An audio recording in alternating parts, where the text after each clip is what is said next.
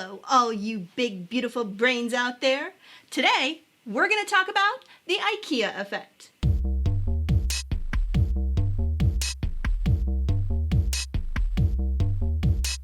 It is so wonderful to be back with all of you, my big, beautiful brains. And as you can see, instead of taking much of a break, we've been hard at work making this new beautiful studio to make our videos even better and make learning about psychology even better for all of you.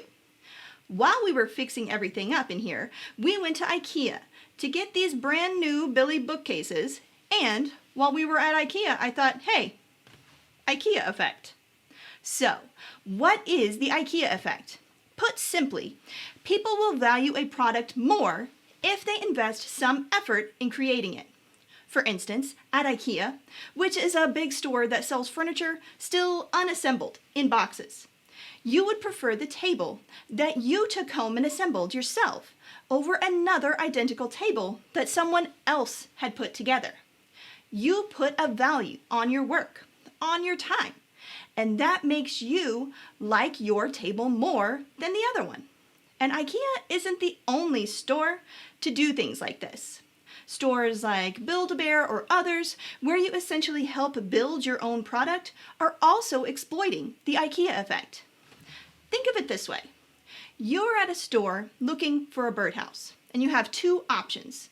The first is a birdhouse kit, which you take home and assemble yourself.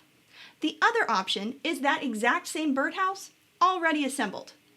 If you buy the birdhouse kit, take it home, and put it together yourself, when asked to rate it later, you will rate liking that kit birdhouse much higher than if you had gotten the pre-assembled birdhouse.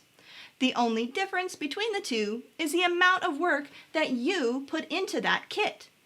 You like things more when you have to work for them.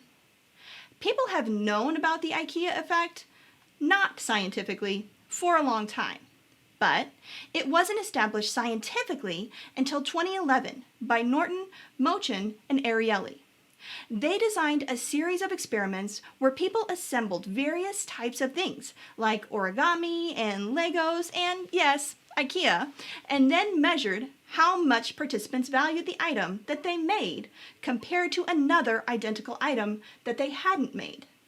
They showed that when participants were able to successfully complete the build, they valued the thing that they built much more highly than other identical thing.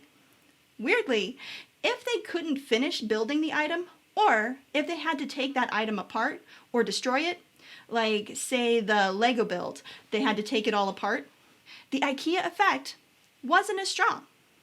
If you love Ikea, our new bookshelves, or if you want to learn more about the science of psychology, make sure you subscribe to Psy vs. Psy so you can get all of our other videos. Until next time, keep thinking, and I'll see y'all later. Bye!